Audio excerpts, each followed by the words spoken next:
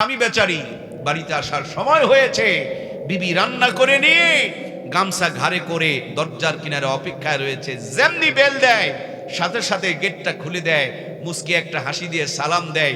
আল্লাহর বান্দা সারাদিন ঘাম ঝরিয়ে রিক্সা চালায়, ভ্যান চালায়, শরীর থেকে যেই পরিমাণে এনার্জির ঘাটতি হয়েছে, কষ্ট পেয়েছে, বিবির মুখের মুস্কি হাসি দেখে সব যেন ঘরে ঢোকার আগেই ফিনিশ হয়ে গেছে। সুবহানাল্লাহ বলেন। আমার ভাইয়েরা টিবল ঠেসে ঠেসে দেয়, সুন্দর করে চোখ মুখ হাত পা ধুয়ে ওযুটা করে নেয়, গামছা দিয়া হাত পা মুছে দেয়। কারেন্ট নাই, পাখা দিয়া বাতাস করে। স্বামী স্ত্রী দুইজন এক ঘরে রান্নাঘরে ঢুকে আলু ভর্তা করে। স্বামী বেচারি আমার ভাইয়েরা পেঁয়াজ কাটতেছে, মরিচ কাটতেছে, আর বিবি বেচারি সুন্দর করে আলুগুলো ভর্তা করার জন্য খামিরা করতেছে। একই প্লেটে দুইজন সুন্নত তরিকায় খেতে বসেছে। স্বামী স্ত্রীর মুখে তুলে দেয়, স্ত্রী স্বামীর মুখে তুলে দেয়। এই দুনিয়ার যতই মজার খাবার বলেন, ভালোবাসার মানুষের আলু ভর্তার কাছে সব হেরে যাবে, ঠিক কিনা? চোখের পলকে 3 প্লেট তুলে ফেলে দিয়েছে। সম্মানিত প্রিয় ভাইয়েরা আমার, আমরা সেই নবীর আদর্শ, যিনি পানি খাওয়াটাও কোন তরিকায় হবে সেটাও শিখিয়েছেন। আম্মা জান আয়েশা সিদ্দিকা গ্লাসের যেই জায়গায় ঠোঁট লাগা পানি পান করতেন, নবী আমার ওই জায়গাতেই ঠোঁট লাগা পানি পান করতেন। ঝাল লেগেছে, বিবি যেই জায়গায় ঠোঁট লাগাইছে ওই জায়গায় ঠোঁট লাগায় পানি পান করতেছে। দিন নিঃশ্বাসে পানি পান করতেছে। পানি পান করার সময় দোয়া পড়তেছে, শাকাহুম রব্বুহুম শারাবান তাহুরা।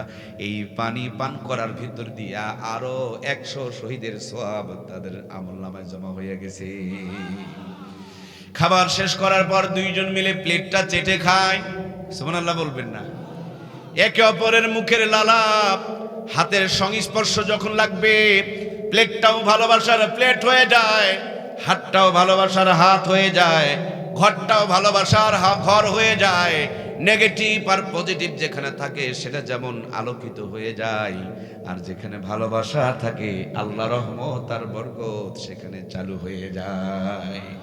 খাবার শেষ করে এশার নামাজ সুন্দর করে মসজিদ থেকে পড়ে এসেছেন।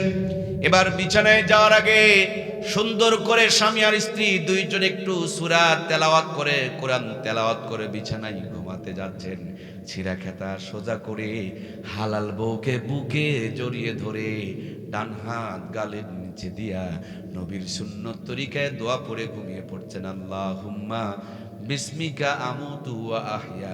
বিছানায় মাথা দিতে দেরি, জান্নাতের ঘুম আসতে দেরি হয় না। সুবহানাল্লাহ। আমার আল্লাহ তাআলা পবিত্র কোরআনে বলেন, হুন্না লিবাসুল লাকুম ওয়া আনতুম লিবাসুল লাহুন্না। পুরুষ হলো মহিলার পোশাক, আর মহিলা হলেন পুরুষের পোশাক। আজকের আধুনিক বিজ্ঞান বলেন এটা হলো চার্জারের মতন। যেমন মোবাইল আর চার্জারের একটা সম্পর্ক আছে, পুরুষটাকে মেয়ের চার্জার বানিয়েছেন আল্লাহ, আর মেয়েটাকে পুরুষের চার্জার বানিয়েছেন আল্লাহ। দেখুন না, জান্নাতের ভিতরে বরাব্বা আদমকে আল্লাহ তাআলা সব দিয়েছে, কিন্তু চার্জার নাই। এই জন্য জান্নাত ভালো, খালি ছটফট ছটফট ছটফট অস্থিরতা লাগে। যেমনি বিবি পেয়েছে, জান্নাতের মধ্যেও যেন রহমত আর বরকত আরো অনেক গুণ বেড়ে গিয়েছে। এই জন্য প্রিয় ভাইয়ার আমার, হালাল বিবিকে কেউ যদি বুকে জড়িয়ে ধরে ঘুমাইতে পারে, আমার শিক্ষিত জ্ঞানী গুণী ভাইয়েরা মোবাইলে লেখে লেখে সার্চ দেন, স্বামী স্ত্রী এক বিছানায় একে অপরকে জড়িয়ে ধরে ঘুমালে কি কি লাভ হয়।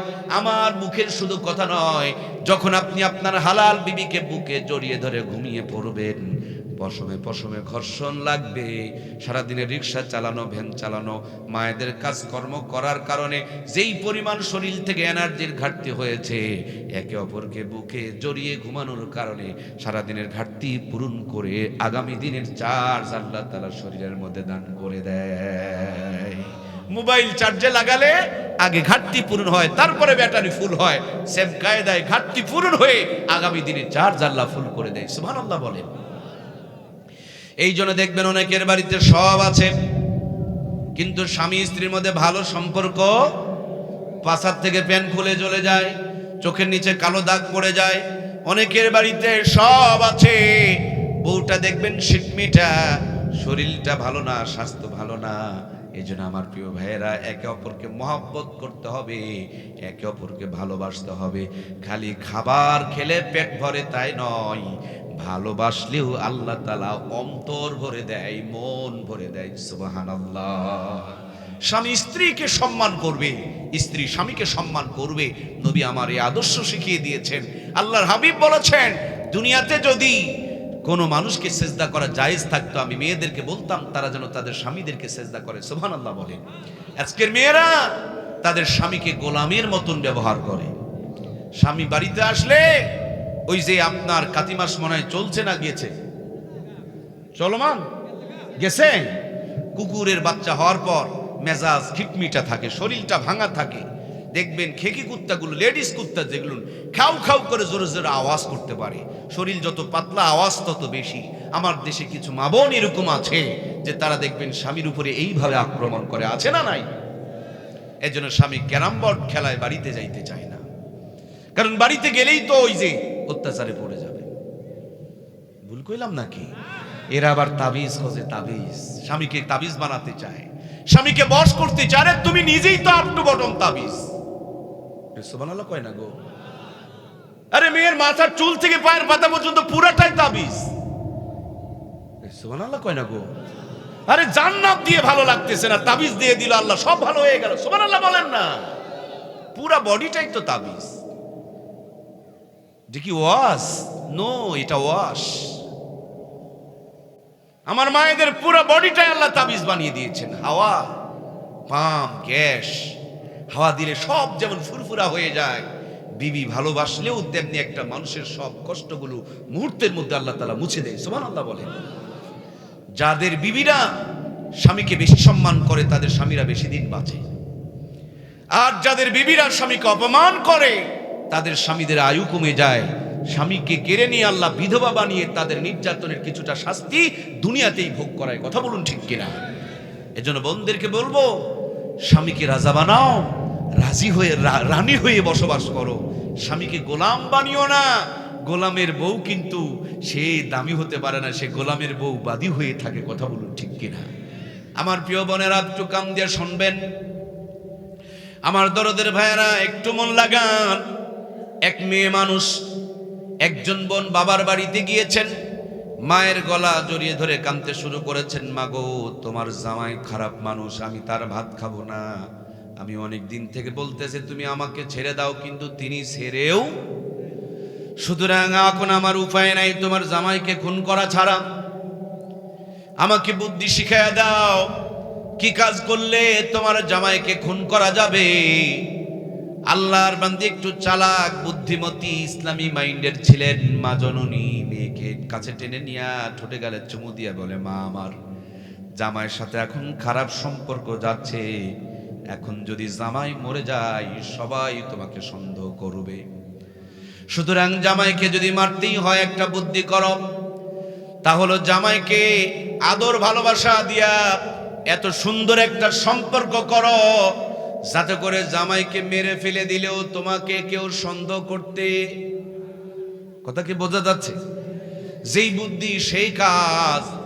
আর ছোট্ট একটা কৌটার মধ্যে কিছু পাউডার ঢুকিয়ে দিলেন আর বললেন, গরমের দিন ছিল, প্রতিদিন যখন দুপুরবেলা বাহির থেকে আসবে শরবত করে দিবে, আর শরবতের সঙ্গে 1 চামচ করে এই পাউডারটা মিশায়া দিবা। খবরদার বেশি করে দিও না, আগে মরে গেলে সম্পর্ক সুন্দর করতে না পারলে তোমাকে সন্দেহ করবে। সুতরাং আমি মাফ করে দিয়েছি, তুমিও সম্পর্ক সুন্দর করো, টাইম মতন সম্পর্ক সুন্দর হবে, সন্দেহ কমে যাবে, জামাইও মরে যাবে। কি সুন্দর প্ল্যানিং! আমার প্রিয় ভাইয়েরা, মেয়েকে সুন্দর করে বুঝিয়ে দিলেন। জামাই দুপুরবেলা যখন আসবে ঘরে ঢোকা মাত্র পায়ের থেকে জুতা মোজাগুলো খুলে নিবা, শরীরটাকে মুছে আদর করে দিবা, এরপরে গোসল করায়া দিবা, এরপরে তাকে তার যা প্রসাধনী আছে পরায়া দিবা, খাবারটা নিজের হাতে তুলে তুলে খাওয়াবা, কারেন্ট চলে গেলে বাতাস করবা, যাওয়ার সময় জামা কাপড় আগিয়ে দিবা, জুতাটাও পর্যন্ত পায়ের মধ্যে পরায়া দিবা। এত সেবা করবা কেউ যেন তোমাকে সন্দেহ না করে। খালি জামাইয়ের সেবা করলে হবে না, জামাইয়ের মারও একটু সেবা করবা, তাইলে ও মাও আর সন্দেহ করবে। শুধু জামাইয়ের মায়ের নয়, জামাইয়ের বাবার একটু সেবা করবা, তাইলে কিন্তু ওনারাও সন্দেহ করবে না। তোমার শ্বশুর পরিবারের সব মানুষগুলোকে তুমি তোমার প্রেমে ফেলে দিবা, নইলে তোমাকে কিন্তু মানুষ সন্দেহ করবে। যেই বুদ্ধি সেই কাজ।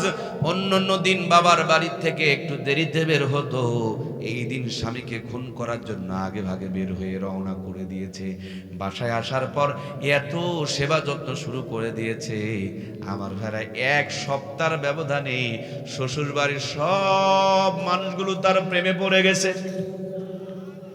শ্বশুর বাবাজি বাজার থেকে যখন বাড়িতে যায়, বৌমার জন্য অনেক খাবার নিয়ে যায়।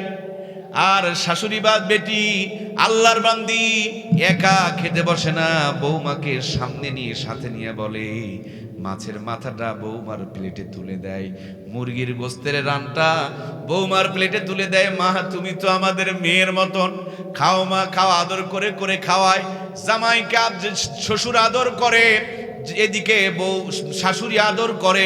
আর জামাই তো এত প্রেমে পড়ে গেল, অফিস ফাঁকি দিয়া চাকরির থেকে ছুটি নিয়া বউকে নিয়ে খালি ঘুরে বেড়ায়। বউ যা চায় মনে হয় মাথার উপর করে রাখবে। এর ফাঁক দিয়ে আল্লাহর বান্দির মেন্টালিটি চেঞ্জ হয়ে গেছে। দৌড় দিয়া মার কাছে গিয়া বলে, মা আমি তো বেশি দিন খাওয়াই নাই, মাত্র 3 দিন তোমার মেডিসিনটা খাওয়াইছি।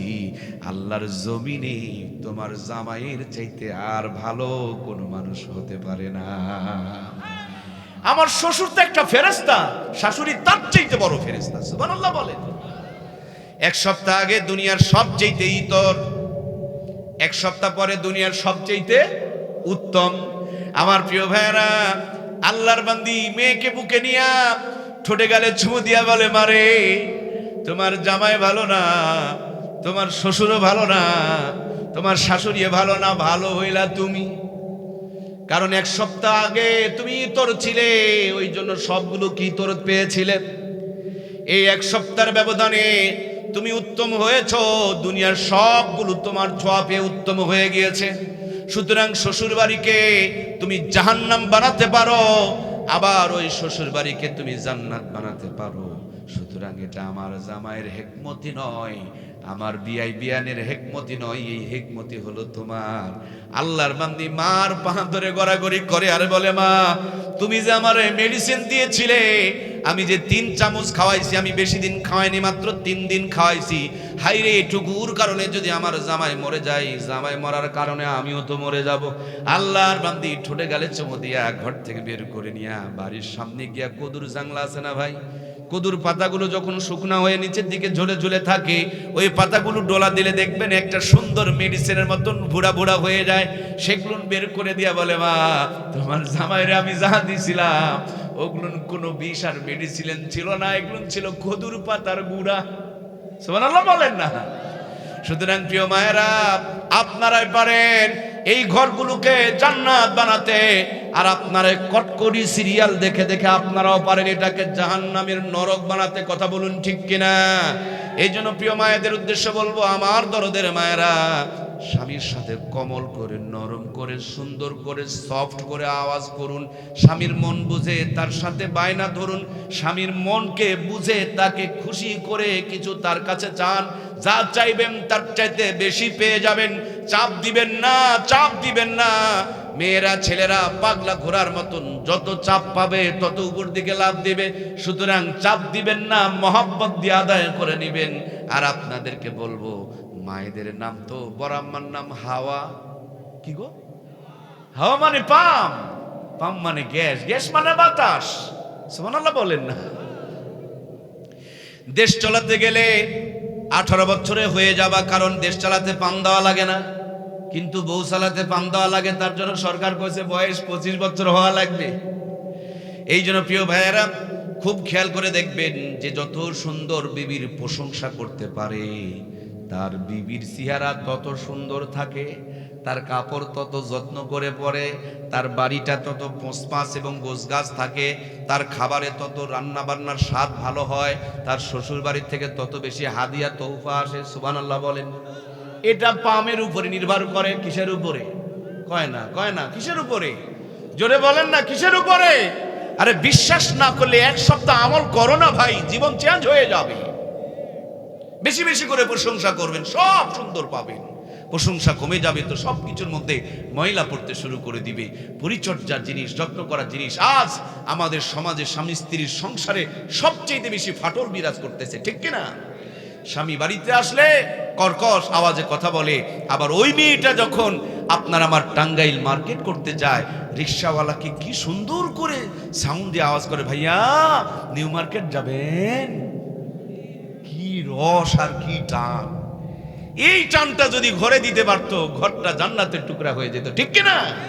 নবী আমার বলেছেন, মেয়েদের গলার আওয়াজও পর্দা। সুতরাং পরপুরুষের সঙ্গে কথা বলতে গেলে কর্কশ আওয়াজে কথা বলো, সংক্ষিপ্ত করে কথা বলো। এমন ভাবে কথা বলিও না যে তোমার কথার প্রেমে যদি সে পড়ে যায়, তাহলে আল্লাহর কাছে কিয়ামতের দিন দায়ুসের খাতায় নাম উঠে যাবে, ঠিক কিনা? অথচ যেই জায়গায় নরম করার কথা সেই জায়গায় শক্ত, আর যেই জায়গায় শক্ত হওয়ার কথা সেই জায়গায় করে দিয়েছি নরম। উলট পালট সেটিং হওয়ার কারণে রহমত আর বরকতগুলো বিদায় নিয়ে চলে যাচ্ছে। আমার দরদের ভাইয়েরা, বিয়ে হয়ে গেল, বিয়ের দিকে তাকায় দেখুন আমাদের দেশের বিয়ের শাদীগুলো যেন হিন্দুদের মতন হয়ে গিয়েছে। ওই যে বউ ভাতের নামে হালখাতা চলতেছে। আবার প্রিয় ভাইয়েরা, মহারানা নির্ধারণ করে 90 লাখ টাকা, 1,500 টাকা নাকের ফুল বাবদ নগদ, অবশিষ্ট টাকা বাকি, কিয়ামত পর্যন্ত ফাঁকি। আমার দাদাও দেয়নি, বাপও দেয়নি, নিয়ত করছি আমারেও দেওয়া। যারা যারা কয় না এরাই কিন্তু ফাঁকিবাজ, কথা বলেন ঠিক কিনা? যদি সত্যি সত্যি 90 লক্ষ টাকা মোহরানা পেমেন্ট করা লাগতো, তাইলে জিন্দেগিতে 90 লক্ষ টাকা মোহরানা সে নির্ধারণ করত। এসিটার বাটপার ফাঁকিবাজ সে দেবে না, কিন্তু প্রলোভন দিয়া নাম কামাইতে চায়। এটা ফাঁকিবাজির কোনো বিষয় নয়। যেটুকু পারবেন সেটুকুই মোহরানা নির্ধারণ করবেন, আর যেটুকু নির্ধারণ করবেন ওইটুকু তার হক পরিশোধ করা লাগবে, ঠিক কিনা? মরদের মতন মোহরানা সাথে নিয়ে যাবে, কাপুরুষের মতন বাকি রেখে কেমনে যান? কি করে একটা কাপুরুষের মতন মোহরানার টাকা বাকি রেখে যান? মোহরানা নাই আবার বিয়ে করার জন্য লাফাও কেন? 90 লাখ টাকা মোহরানা নির্ধারণ করে, 1,500 টাকা নগদ, অবশিষ্ট টাকা বাকি। তার মানে ওর দাদাও দেয়নি, বাপও দেয়নি, এ মনে করছে আমাকেও দেওয়া। এ হয়ে গিয়েছে সমাজের প্রচলন। নবী আমার বলেন, বিয়েতে খরচ যেটাতে কম বরকত সেটাতে বেশি। আর আমাদের ফ্যাশনই শেষ হয় না। মেয়ের বাবাকে বলে 1,500 বরযাত্রী নেওয়া লাগবে। ফকিরের বাচ্চা, তোর মেহমান উনি খাওয়াবে কেন? কি গো, এই তোরা তো হেডাম, তুই খাওয়ারে বেটা। বিয়ে বাড়িতে নিয়ে যাবি সর্বোচ্চ 5টা, তোর মেহমান ও খাওয়াবে কেন? মেয়েটাকে কত কষ্ট করে লালন পালন করেছে, সেই মেয়েকে তোমার হাতে তুলে দিচ্ছে, আবার তুমি এতগুলো মেহমান নিয়ে যা তাকে অপদস্থ করতেছ। আল্লাহ জাতিকে বুঝ দান করুক, বলুন আমিন। আমার ভাইরা কষ্ট নিচ্ছেন নাকি? হওয়ার কথা ছিল কি, হচ্ছেটা কি? মেয়েকে সুন্দর করে হলুদ মাখায়। কি গো, কথা বলছেন না কেন? একটা যুবতী মেয়েকে ক্যামেরার সামনে, যুবকদের সামনে তাকে অর্ধনগ্ন করে হলুদ মাখাচ্ছে। ইসলাম এই নোংরামিগুলোকে সাপোর্ট করে না, ঠিক কিনা? একজন যুবককে গ্রামের ভাবিরা এসে আঙিনার মধ্যে বসায়া তার অট্টবটম তাকে হলুদ মাখায়া দিচ্ছে। এগুলো একটা নোংরামি, এটা ইসলামের পরিপন্থী কাজ, কথা বলুন ঠিক কিনা? আমার প্রিয় ভাইয়েরা, বিয়ে হয়ে গেল, বাসর ঘরে যাওয়ার আগে নানি আর দাদিরা কানে কানে শিখায়া দেয়, মোহরানা মাপ নিয়ে নিও, নইলে জেনার গুনাহ হবে। মেয়েকেও শিখায়া দেয়, মোহরানার দাবি ছেড়ে দিও, নইলে তো জেনার গুনাহ হবে। কেন ছেড়ে দিবে? কেন সে মাপ নিবে? যেটুকু পারবে সেটুকু নির্ধারণ করবে। ইসলাম কোথায়, আমরা কোথায়? বাসর ঘরে ঢোকার পর দুনিয়ার সবচেয়ে দামি দিন, সেই দিনই গিয়া যদি কেউ তার বিবির কাছে মোহরানার টাকা মাপ চায়, এর চাইতে বড় ফকির আর দুনিয়াতে কেউ। এই মেয়েটা নিরুপায় হয়ে মোহরানার টাকা মাপ করে দেয়। সম্পর্ক চলছে 20 বছর, সন্তান হয়েছে 4টা, 10 তলা বিল্ডিং হয়, কিন্তু বইয়ের মোহরানার টাকা মানে পরিশোধ করার মতন তার ক্ষমতা আজও হয়। হঠাৎ করে 20 বছর পর স্বামী স্ত্রী 2 জন মধ্যে ফাটল ধরেছে। আল্লাহর বান্দা তার বিবিকে বলছে, যাও তোমার বাবার বাড়িতে যাও, তোমার সঙ্গে আমার আর হচ্ছে না। এবার বাবার বাড়ি বাপ দিয়া কাদের মধ্যে একটা ফুটানি ব্যাগ নিয়া আপনাদের জেলা তো সম্ভবত টাঙ্গাইলে কোর্টে গিয়া ওই 20 বছর আগেকার 90 লক্ষ টাকা মোহর